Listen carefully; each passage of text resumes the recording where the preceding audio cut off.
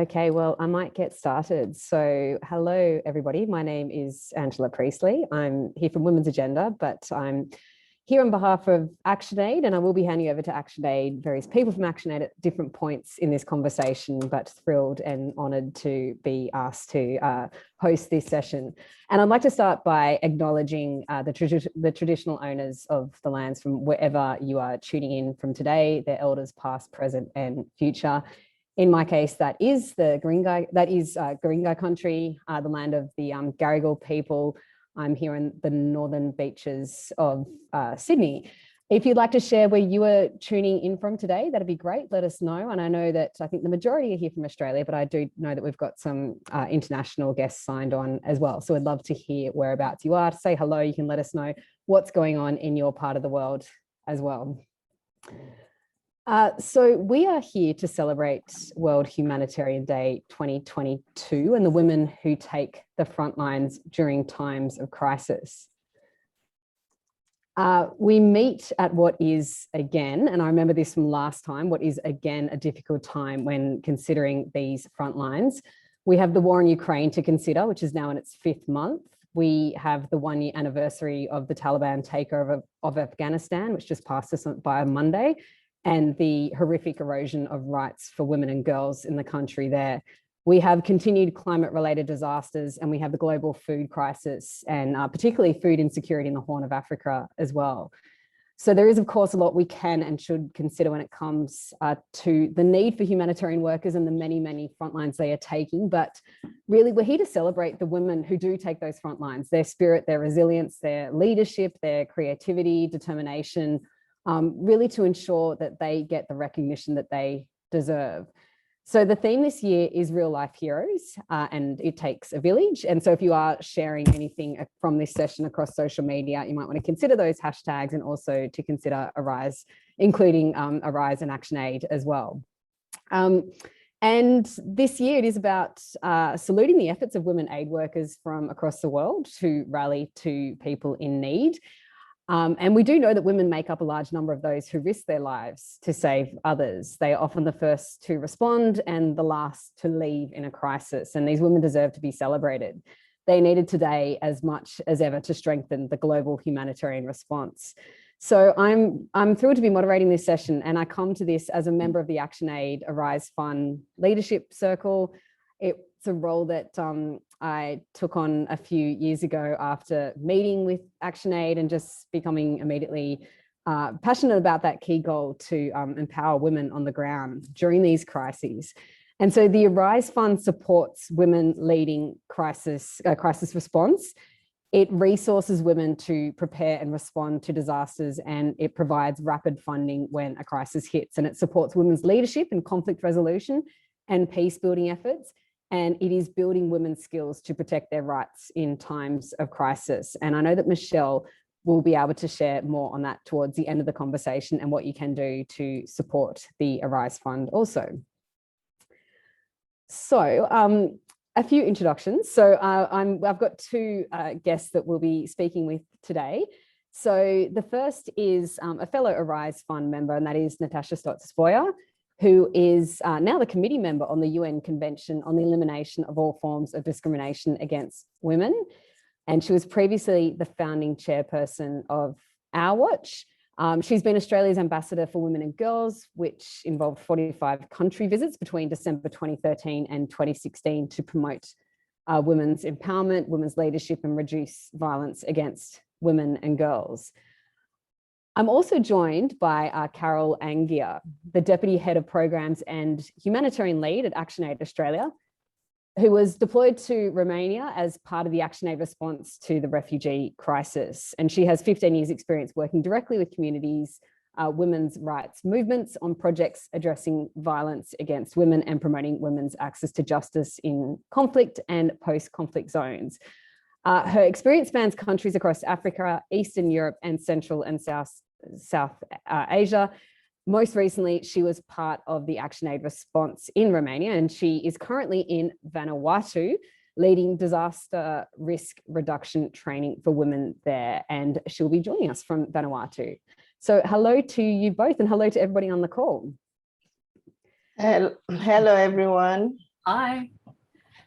So with this session, we will be starting with Natasha, and then I'll be going to a Q&A with Carol.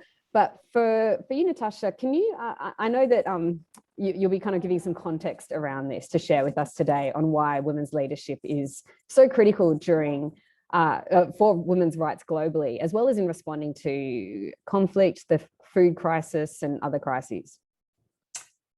Good afternoon, Angela. Thank you for that introduction. I also say, Carol, it's lovely to see you and to share a platform with you, to Arise Circle members and of course ActionAid staff, volunteers, supporters and everyone on this webinar this afternoon. But I begin by acknowledging the traditional owners of the land on which I'm speaking. I'm actually in Adelaide, not Vanuatu, sadly, but the Kaurna people are the people to whom I pay my respects, and to elders past, present and emerging, and of course to any elders from other communities who may be present or listening or watching this webinar today. Tomorrow is World Humanitarian Day, and Angela has expertly described what that day is in aid of. It's held every year on August 19 in order to honour those who risk their lives in humanitarian service and to rally to support people who are affected by crises around the world. You mentioned the word heroes. There are a lot of heroes and sheroes on this call today, but also many working and often unrewarded or unacknowledged. So that's why tomorrow is a particularly important day. Angela, you made the critical point that women often make up a large number of those who are in that humanitarian and selfless service, and often the first to arrive and the last to leave. And they're needed more than ever before, as you've said, in order to strengthen that global humanitarian response. I think given the context you've provided us with, Angela, the idea of rising crises, humanitarian crises around the world, of which we are all too conscious, we know that this day is particularly relevant, particularly because women are leading their communities through unprecedented health crises, of course, the global pandemic, and of course, there are rising levels of gender-based violence and discrimination. And of course, as many on this webinar will be more familiar than any of us, the impact, the rising impacts, the increasing impacts of climate change too, which of course have a disproportionate effect on women and children. So this year's World Humanitarian Day takes place against this backdrop, not only of a global pandemic, but a time when other humanitarian crises are on the rise. More than 6.5 million people, most of them are children and women, have fled the Ukraine since the outbreak of that particular crisis. And of course, there are flow-on impacts and effects, including the fact that food prices have, of course, become sky high in many parts across the globe. So the effects of this are being felt keenly and profoundly in parts of the world, partly due to food insecurity already as a consequence of drought and long-standing conflict. And we have 40 million people on the brink of famine on the Horn of Africa, Afghanistan, of course, Syria and Yemen, just to name a few. So this year's theme, as Angela has pointed out, is It Takes a Village, concept with which many of us are familiar. But this theme focuses on the collective efforts behind humanitarian work. It recognises that people, men and women, are from affected communities, are always the first to respond when disaster strikes, and that we, as a global community, we play a role, a vital role, in supporting them to recover. A core part, actually, of ActionAid's feminist humanitarian approach, and I love saying the F word, that feminist humanitarian approach of ActionAid, it's key and integral to support women's leadership, especially women in crisis-affected communities. And it's leadership, as I mentioned, that often goes unrewarded, undervalued, unpaid, unrecognised, and yet it makes a significant contribution to saving lives and to humanitarian relief efforts globally. I have to say, and I see, Michelle and Maeve are on the call in particular, when I first met you and ActionAid, and I was conscious of your life-saving, life-changing work, I loved that principle that it was feminist, focused, women-centered, women-led approaches. And I've always been proud in some way to be associated with an organisation, a women's rights organisation, a global federation working in more than 45 countries that seeks to achieve gender equality, social justice and poverty eradication. I mentioned meeting you in early days. As Angela mentioned, I've held a couple of roles in my time, including as a former senator, but particularly as Australia's ambassador for women and girls. And I saw the work that ActionAid was doing, whether it was in Vanuatu, for example, or whether it was at the Humanitarian Summit in Turkey, or indeed more recently in Bangladesh. I've seen how ActionAid changes the lives of women and with it, communities. But women's leadership, as I said, is a core element of the ActionAid work and a core element of the ActionAid's humanitarian response. It recognises that conflicts and disasters impact women disproportionately, and that there is a potential for crises to shift power and resources in favour of those most affected. So there is a flip side. As Angela said, this is a time not only for acknowledgement of what's happening in the world, but not only celebrating those humanitarian heroes and sheroes, but actually working out how we can turn the dial, how we can change our response, and with it, change communities for the better. As we tackle growing humanitarian crises across the world, it's clear that preparing communities must go hand in hand with efforts to achieve gender equality. Disasters, conflicts, and health emergencies are all having that disproportionate impact on women and girls.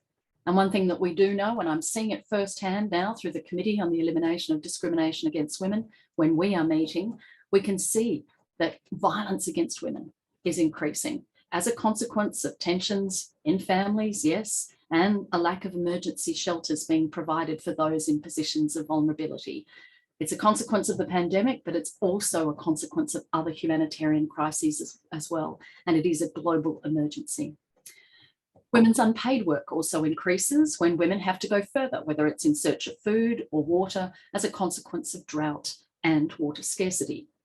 The pandemic, as we know, has made existing inequalities for women and girls worse. It's also made discrimination against those who are traditionally disadvantaged or discriminated against, such as those with disabilities, people in poverty. It's actually made that discrimination and marginalisation worse. There's a good reason, I think, that women have been called the shock absorbers of this pandemic, and it is because of these disproportionate health, social, and economic impacts on them. COVID-19 has left 1 billion women jobless and destitute due to women's overrepresentation in casual, informal, and precarious employment. We know that one of the hallmarks of the Russian invasion of Ukraine has been the use of violence and sexual conflict in war. So basically, rape as a weapon of war is still going on. In fact, at our last CDAW session, one of the sessions we had was an interview, a meeting with one of the ministers, one of those brave, outspoken women from the Ukraine. And she was telling us about some of the evidence, you know, what was happening to women and girls, women and children, particularly in relation to sexual violence. And just as we began to talk to her about these issues, we could hear a noise in the background, and you may hear the rain in the background of my call today. But literally, we started to hear the bombs dropping. And we said to her, we've got to get you to a position of safety. And she said, no, this is more important. So these issues are so real, and we mustn't lose sight of them. The UN, of course, has declared that none of the SDGs will actually be met by 2030 as planned due to the incredible impact of COVID-19. But this has a particular impact on SDG 5, of course, gender equality. We know it's been estimated to be set back by at least a decade. But despite these desperate scenarios, there is something powerful that we can do to set things back on course. And ActionAid has recognised this in its unique approach to humanitarian crises, understanding that these crises are significant moments of societal upheaval also means that they can present opportunities for radical shifts in gender equality. At the heart of ActionAid's work is a simple concept. If we can ensure that women from affected communities are prepared before disaster strikes, they can not only play a powerful role as first responders in a crisis, but their visible leadership at the helm of the response can actually shift the way communities view women generally. It can shift gender norms that have excluded women from decision-making and leadership in public life, including humanitarian responses, but it can also be a catalyst for gender equality. I've seen this firsthand. I mentioned Vanuatu, but also Bangladesh. I know that Action Aid pioneered women-led emergency responses have worked.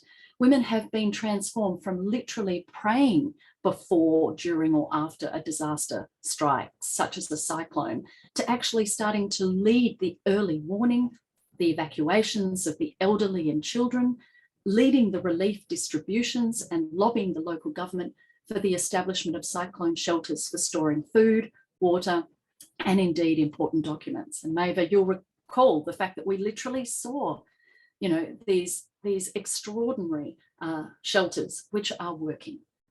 But the communities have also taken notice and recognised women's leadership as a consequence, and the skills and the capabilities that they bring to humanitarian crises. As you've heard from Angela, who so eloquently explained the Arise Fund and what its role is, it does aim to support more than 1 million women leading crisis response. And ActionAid is just extraordinary how it's managed to achieve that, well on the way. Many, many women, tens of thousands of women, have been trained to prepare for disasters and to protect their rights in emergencies. Women have also been resourced to lead emergency response efforts in dozens of countries, including responses to the COVID pandemic, the Tonga volcanic eruption and tsunami at the start of the year, and the current Ukrainian conflict. I know that in some respects, this situation of crisis is starting to feel like a new normal, certainly when it comes to the pandemic and the health crisis. But we can't afford to become indifferent or paralysed by what all begins to feel like too much. We can recognise the power that comes when half the population plays its rightful role at the table in leading humanitarian response efforts, and when supporting communities to prepare, help save and protect lives. We can recognise that, yes, it takes a village, and we're part of that global village with a vital role in supporting and resourcing women leading crisis response. So today, I guess all of us want to do what I'm very much wedded to, and that is I want to lift up and recognise women the world over who are the unsung heroes and sheroes of the humanitarian response for their leadership in preparing for and responding to crisis. Amid adversity, women rise up all around the world every day. They're rarely paid for doing it. They do it for their families, their communities. They do it so often without expectation or reward. Imagine what could happen if we tapped into this enormous source of courage and conviction to transform crisis into an opportunity for driving gender equality globally. I know that there are people from all over the world on this call, and I know that there are fellow Australians listening too, and of course, South Pacific brothers and sisters. I'm sending you much strength and solidarity in these uncertain times, and I want to thank ActionAid for its extraordinary work. It is an honour to be, and a privilege to be associated with it, even in some small way. As I say, I'm proud to be associated with a feminist focused organisation that puts the rights of women and girls at the heart of its agenda and its life-saving work.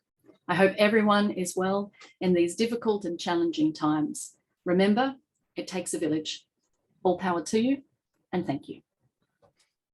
Thank you so much, Natasha. That was incredible context setting, as always, as we've come to expect from you. And I think I'm not the only one who would be saying this. Thank you for your work as well over so many decades in this space, and your earlier career also, which inspired so many other women and girls to pursue political life and public life also. So thank you, Natasha. That is excellent. So I feel also, Natasha, that your notes about what changes when women have the opportunity to participate in that change, and when women are empowered and resourced, and the difference they can make. That was certainly what drew me to ActionAid and to the Arise Fund also.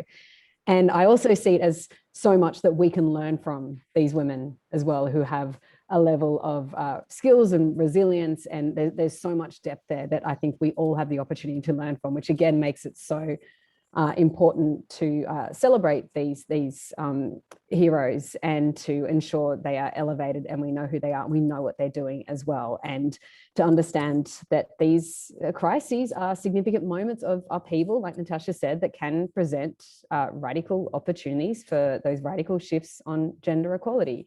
as long as women are prepared and have those resources. So Carol, I would like to introduce you. I did introduce you earlier, but I'd like to get you on screen. There you are. Hello. Hi. Joining us from Vanuatu. Yes. Your experience is so vast. But most immediately, we have your experience and what you saw in Romania and Moldova as well, on the borders there, where millions of refugees have crossed from Ukraine. Can you describe your experience when you were there and what you saw and what that was like? Thank you very much, Angela, and also just acknowledging the inspiration that Natasha has given us. But for me, as a feminist humanitarian, that means a lot. Yes, I traveled in June. I traveled to Romania and to Moldova. It was the first time I was visiting these two countries, despite the fact that I'd lived in Europe before. But it was a wake-up call to me as well. Just before I left Sydney, and I shared information with a few people that I was going to support the Ukrainian response, everybody was saying, "Are you sure it's safe?" But for me, as a feminist humanitarian, duty called, and I felt it's important that I go and support the response. So when I reached Romania, I went to a place called Iași, a small town, but quite a beautiful place. But when I got out of the flight and got into the airport, there was already that environment that reminded me something is not normal. Mm. When we left the airport and drove to the city, it was relatively quiet. And as a person who's worked in conflict, my spirals were up and I knew I was in a conflict situation. It is not normal quiet. You couldn't hear loud voices or people just, you just hear feet, everybody walking. I also got the opportunity of meeting directly Ukrainian women affected by the crisis, the refugee women themselves. I could see some, even without talking, the Roma women by their mode of dress and carrying luggages and sitting at the corners of the street. I also got the opportunity of meeting women who are working directly in crisis. But my first feeling when I entered Iași in Romania, I knew I was in a crisis context. The next morning, we drove to Moldova, Chisinau, the capital. First time I was going there, but again, on the way, and when we reached the border post, the thorough screening that we went through, military presence and police presence, I knew I was in a conflict zone. They asked me several times why I was going into Moldova, whether I was going to do business or what was taking me there. And I said we were going to just support the response. And of course, I was interrogated further. And this discussion today has actually reminded me of what I went through. I never sat back a minute to think about it because for me, it was business as usual. This is what we go through. Yes, so that's what I felt. I felt discomfort, but at the same time, the inner drive that makes me do what I do, which is working for the rights of women and girls, pushed me, and I knew I was there to support and inspired to support. I knew I was doing my duty as a feminist humanitarian.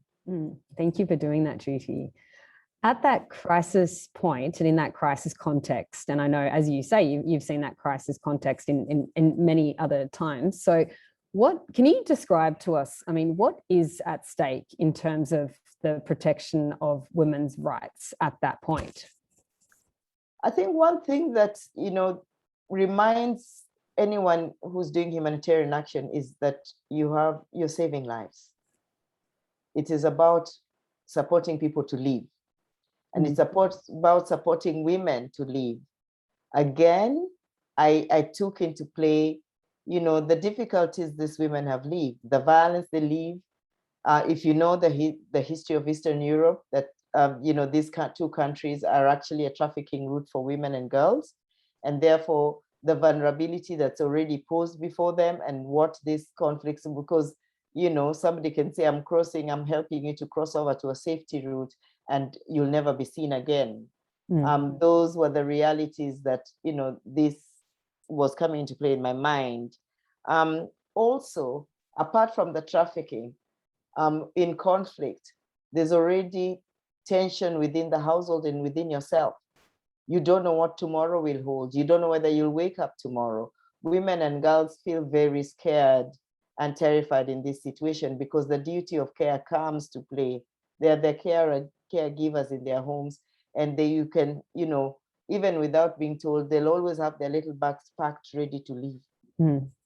And the fact that the woman is the one who builds the home, leaving what you had built all your life and just turning away and walking with a small bag is the most painful thing. So even when I talked to the refugee women, that was the first thing they mentioned. I left my home.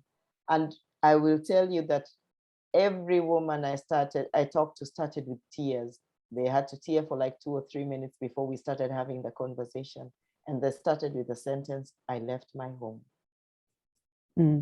Yeah. So the statistics, the global statistics also tell it all. You can read some on the UN sites, but it is a stark reminder of what we have in place. What is Action Aid's role there? What work was Action Aid doing, or what can you talk about in those conflict responses? What happens with Action Aid at that point? As an organization, we are committed to supporting community in crisis, and our main focus is supporting women and girls in crisis because often their issues do not come out clearly and they are not supported. Most of the funding support is not directed to women and girls, but to the generalized response. When people talk about resolving conflict, they talk about arms, they talk about military, they talk about power, and they talk about money. The women's agenda gets very late into the table, even maybe after 2 or 3 years, sometimes. And so as an organization, we are committed to supporting the safety, dignity, rights of women in crisis. And in this situation, it is the same. As we have, consulted with the local women's organizations in Romania, in Ukraine itself, and in Moldova, because we also belong to the Feminist organizing, and we are part of, we connect in our own way with the Ukrainian Feminist, League.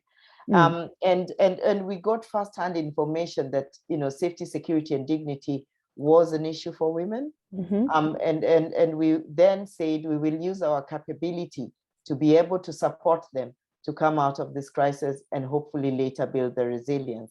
And when we talk about our capability, is about technical support, advice, and experience in conflict, linking those women and the women organizations with the right structures, and also, if where possible, raising funding to be able to support the crisis.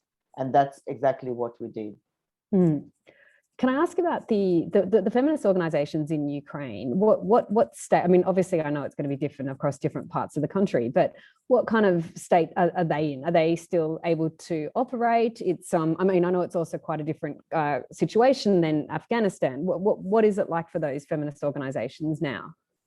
I must say that even reaching, I never reached inside Ukraine, but talking to my colleagues who are together with me responding in the crisis and meeting the feminist organization, there was one mutual feeling: determination.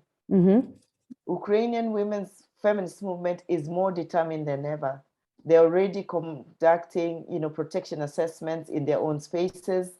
They're already collecting data. They're already engaging the government system. And so is the same with our sisters in Romania. The Romanian Women Lobby, which is one of the, well-known feminist organizations, I was really happy to connect with them because I'd worked with them virtually, not met face-to-face before. And when I met them, they were already organizing. We were talking one language of women, peace, and security. There was already, there's a lot of analysis taking place. They are assessing and conducting safety audits in the humanitarian corridor. And to make this simple, safety audit means looking at when the woman leaves her home, who transports her to the border, and what happens to the border when they cross, and when they move to the host country, who's there to support them. Mm. Mm. It was so sad for me to again wake up to the reality about Roma women who are already marginalized in most of the European countries and are not regarded and are undocumented, meaning they don't have identity. And some of them don't have countries.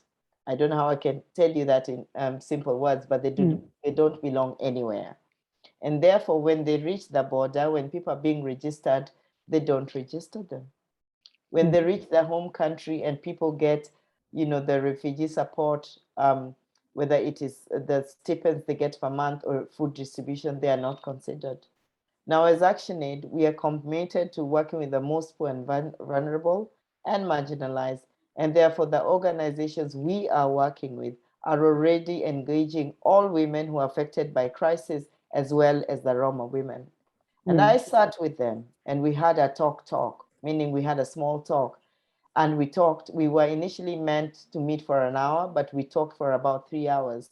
When, one of them, the organizations, was pouring their heart on what their experiences are. But also, with my knowledge and capacity and having worked in many conflict countries, I was able to do an immediate rapid protection assessment through the conversations we were having. And I got the opportunity to encourage them. I got the opportunity to provide technical advice and expertise on some of the strategies they can use. And I got the opportunity of also re-engaging in the women, peace and security agenda in Europe, which I was once before, but also mapping out with them some of the strategies and opportunities they use. But one thing that was also very common across all of us, we were feminists and we were talking one language, and I felt I was home. I want to ask about, first of all, we will open up to questions. So if you do have questions, you can start posting them in the chat and we'll get to them in just a moment. But I mean, you've mentioned some of those learnings now, so and they're excellent. But just to hear if there's any other learnings that you had in terms of these conversations, and maybe anything different compared to what you've experienced in other conflict responses. And also to ask you if you saw signs of hope and what that looks like too.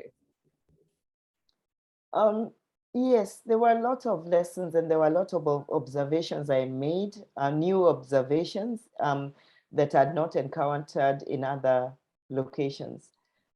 In my schooling, and of course, when you read news and everybody, you know the situation of Romania and Moldova when it comes to poverty. As much as both governments were trying to support the refugee, it was limited support because they could only afford so much, to gather the immediate needs for them.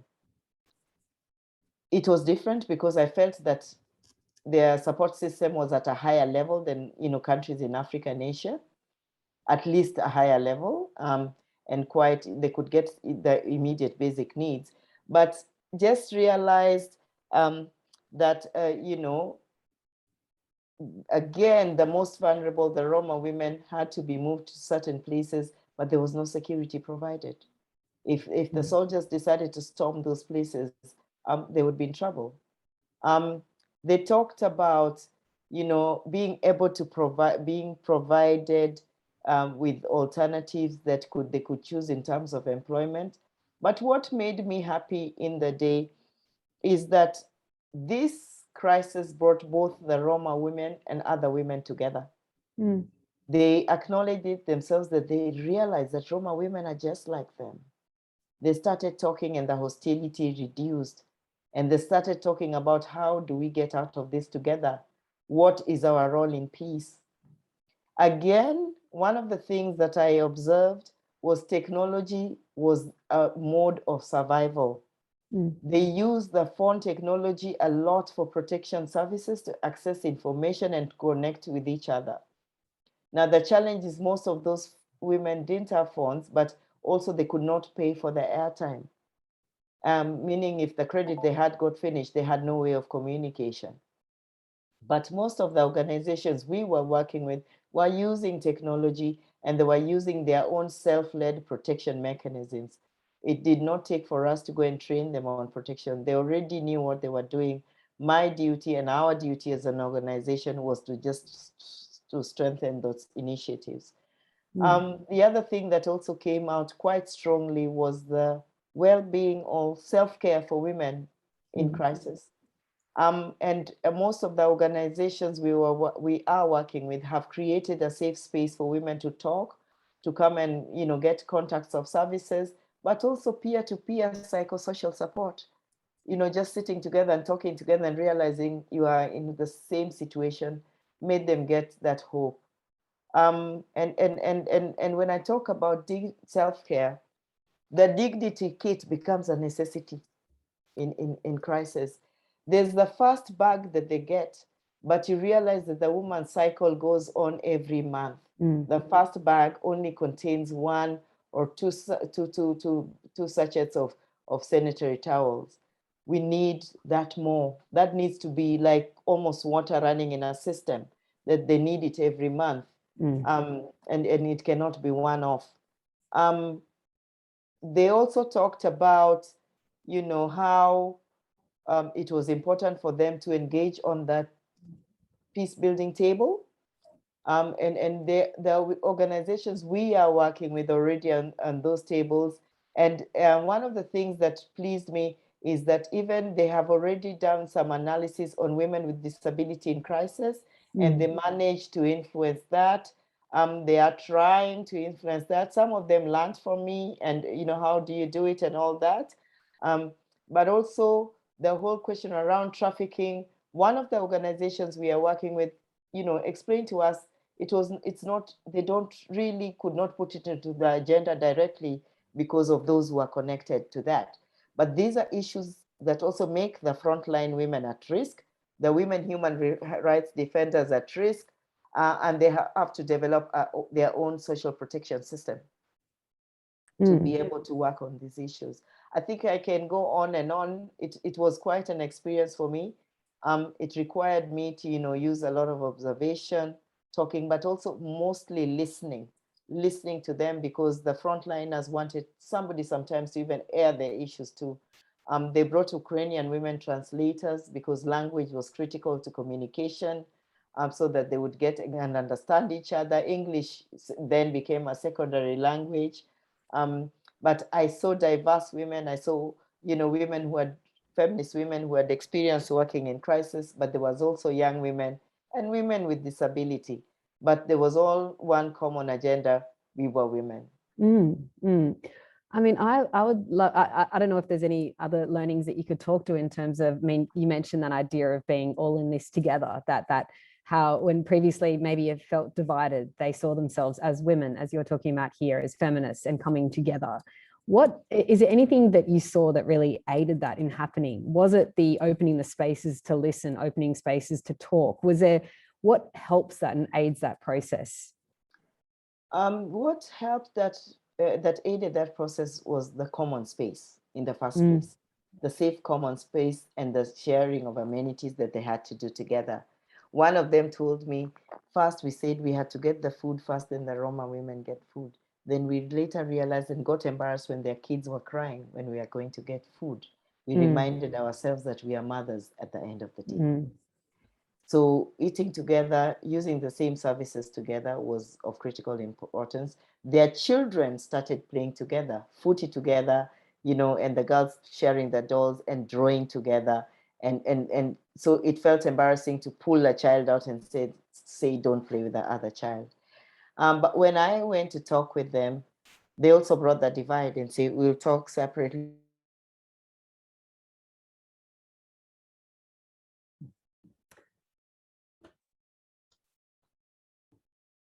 I'm not sure if it's just me. Has everybody else lost Carol as well, or is that my connection? Yes, unfortunately, I think we've paused there, so perhaps we can go to the audience with any questions.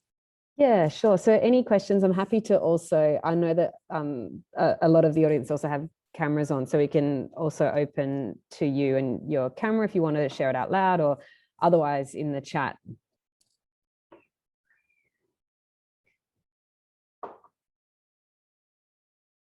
And I think Natasha is also able to stay around for another few minutes as well, if anyone had questions for Natasha. And Michelle. Yes, I'm here, and actually Carol's next to me, and for some reason my camera hasn't frozen, so I'm not quite sure what's going on, but so Carol's here and available to answer any questions. Yes, and so when we started, sorry about that, everyone.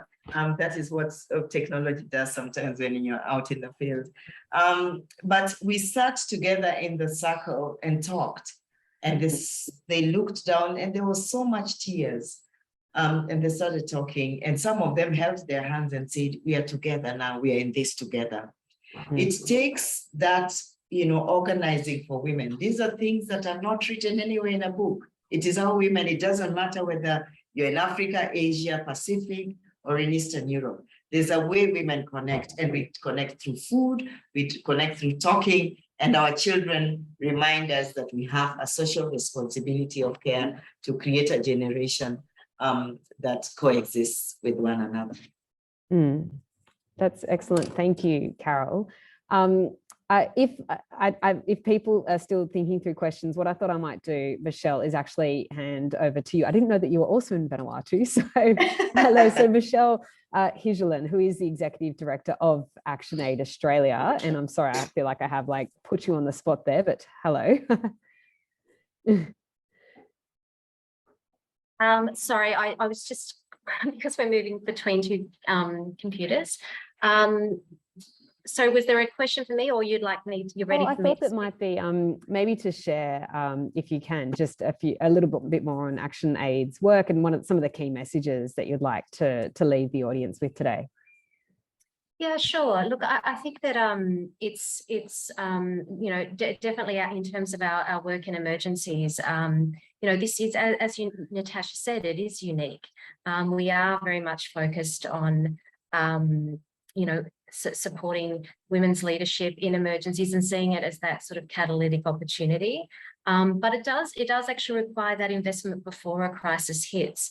And that's been the critical part of our work, has been making that investment before, making sure women are trained and supported, so that, particularly because a lot of our work actually is in disaster contexts. Obviously, Carol's had a chance to talk about, a very unique situation where we've seen a conflict erupt in Europe. So, yes, so definitely, yeah, it's. I think I've got a few remarks I would like to share, but I'm just not. Are you ready for me to say that? Sorry, I just had to move for Carol to come to the space. No, that's all good. So I believe, Joe, if you do have a question, let me maybe just take off your. Oh, there we go. Yep. Hi. Hi, Joe.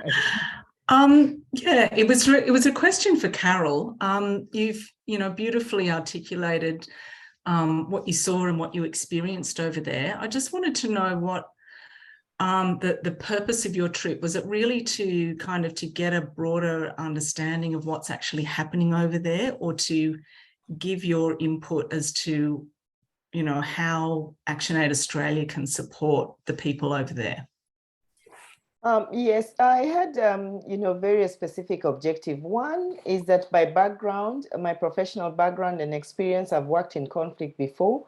ActionAid leads our global work on protection, and therefore we had to go and support that piece of work. And so when I reached there, one of the things that I was responsible for is, one, to understand the protection response, and if there's additional support that's needed in this context. During that process, I got an opportunity to sit with the organizations we are supporting, look at their response, strategy plan, and then also provide technical support on areas that they needed strengthening. They learned a lot from me as well. I had also the responsibility of encouraging them and giving them links to certain spaces that they would connect to, on also our own personal connections as ActionAid Australia. I also had the responsibility of, looking at what the country was saying in terms of, how they work on safety for women, what are they doing to protect women's rights, what is happening in terms of women leading peace, and the humanitarian corridor between Ukraine and these countries, what is really happening. And so it was just not information gathering, but immediate on-site support in real time in conflict, and also making sure that action aid was going to still be relevant and assessing for how long we would be there. And from what I saw, I knew that this conflict is not short-term. I knew that it is going to take, it's still going to be a long time until everybody, settles. But also, just to highlight, already there were some refugee women who had started going back to their homes, because detaching from your home is very difficult. And that was risk itself. And so we had various versions. I listened to them, I provided on-site, and they appreciated the fact that there was an expert who they could talk to and ask questions. Because you wake up in the morning to go to work, you put your bag and you leave. One of the organization leaders that we work with said they didn't have transport, they don't have a car within the organization, so she was using their family car. Her first one got broken down, didn't correct it, and then she took the husband's car and started working with it. At first, the husband kept quiet and then later asked, but now how do we go to work? How do we take the children to school? And she sat back and said, you know what? I don't know what to do. And those are the conversations we were having. And also just realizing that most of these organizations are actually led by young women who have graduated from universities and have come back home as nationalists to be able to support the women in crisis. Your question about, is there going to be peace soon? Unpredictable situation. They hope. They have their own analysis. I will respect, because of confidentiality, some of the political analysis they gave, but it is an unpredictable situation. There is a question that's come through for Michelle, but on the Q&A box here, a different one, Carol, for you, and it's more around, I guess, your own, what, as a woman leader in the humanitarian space, what are the challenges that you face, and how do you ensure that you're looking after yourself as well? I'm moving to Michelle. I can't hear you. Oh, sorry, that was for, okay. So Michelle, there is a question for you. That one was for Carol, but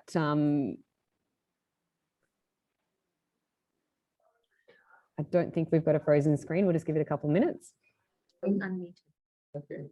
Sorry, Angela, I only had when you asked me what are some of the challenges that I face. Yeah.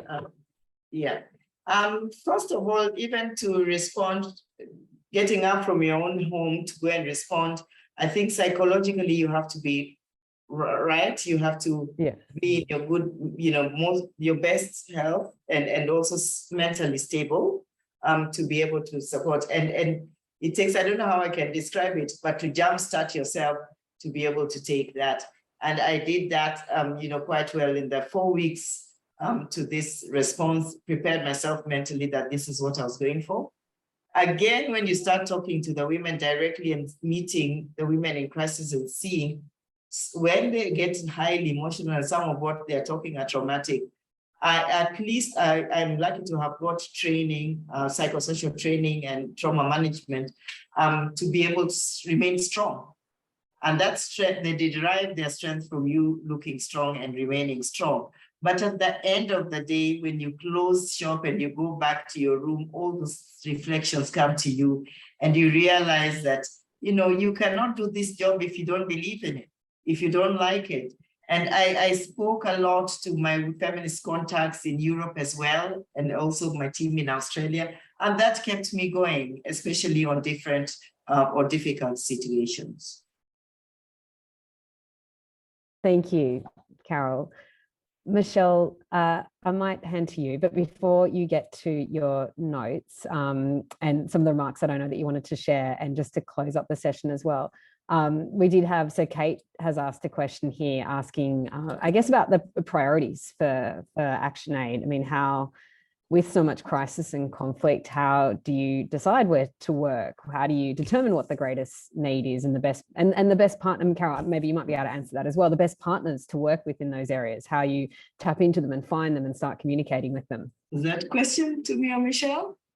Michelle, it might be the first part of that question might be for you in terms of priorities, but Carol, I think like that idea of how you find those, you mentioned your contacts and working with your feminist contacts and talking to those different groups as well. How do you find them? How do you know which ones to trust? How do you know who to work with? How do those lines of communication open up there? Yeah, there are two different strategies we use. One, first of all, we look at, are there the present partners we have, is there any partner working in those spaces that are affected by conflict? Then we have discussions with them as to whether they are keen to respond and what capacity gaps they have. And then if they are, then we start working directly with them. But also where we don't have direct presence, we use our feminist connections and the feminist movement. We identify and connect with each other and speak, and you realize it's one global family, really. But immediately such a thing happens, then the feminist organizations reach out and ask for support. And we've used that in this crisis. And you feel good about it because you realize no one is left out. We actually tap mostly into the constituency that no one works with. It's a rare constituency of women and women in difficult situations and forgotten. As you can see, today is a day where we're a little bit technologically challenged. But look, like Carol, I am here in Vanuatu, where the impact of the Arise Fund is incredibly profound. We have been surrounded by women who are part of the 30,000 women trained that Natasha mentioned. 5,000 women here have been trained to identify and respond to the safety risks that women face in times of crisis. They've mapped their community resources and they are prepared to respond. And we've seen evidence in 2020 how they mobilised for the first ever women-led emergency response in Vanuatu following Cyclone Harold. It was the first time women ever stepped into the Provincial Disaster Operations Centre, the first time they'd claimed their space and the right to participate in setting the priorities for the response, despite, as Natasha said, being half the population. The women have shared with us over these last couple of days that they have gone from being nothing to where they are today. And in particular, I think one of the things that really resonated for me, one of the women with disabilities, she said that, during climate change, we are the most vulnerable population. And now we can speak up about the issues facing us and others in the country. And we can contribute based on our abilities. And she's part of ActionAid's Women in Talk Together Sunshine Network, which is a network of women with disabilities who are preparing and responding to crisis, and it is phenomenal. This work is really transformative and it's shifting the way women view themselves, the way they're seen in their communities, and it's raising their confidence and their collective power to shift harmful practices that have excluded them from public life and particularly from humanitarian action. And, look, there's no doubt that humanitarian crises are increasing around the world, and with that huge demand and, many priorities. But we know that women will continue to be disproportionately affected. So when you ask what is ActionAid's priority, our priority is around supporting women's rights and leadership, but also working differently, because we know if women are prepared, if they're organised, these moments of upheaval can be catalytic, not only saving lives and protecting the most vulnerable, but driving gender equality. And over the past 5 years, Arise has trained over 30,000 women to support 2.5 million people in 18 countries in times of crisis. But we are only getting started, and our goal is definitely to increase the numbers of women trained, to scale up efforts to support women to prepare for emergencies and adapt to climate change, and looking at ways we can creatively use technology as an accelerator for change. So we hope you'll join us in being part of the Arise movement. And we know that many of you on this call already are. It definitely takes a village to respond to humanitarian crises. And it's time that we did resource women's leadership on the front lines of emergencies. But look, before I close, I know we're sort of running out of time. I do want to alert you to our next Arise event, which will be a great opportunity to connect with the women directly who are working to respond to climate change and disasters from Vanuatu, Kenya, and the Philippines. They will share their vision for the future, and we're going to invite you to join them in making their dreams a reality. So if you'd like to register for that event, please use the QR code on the screen. We can also send out a reminder to everyone who's joined this event, but we really hope you can join us. We'd love to see you there, and it's a great chance to connect with the women directly. So yeah, look, thank you so much for joining us today, and thank you once again, Angela, Natasha, Carol, for all of your efforts in your various respective fields to support women on the front lines of crisis.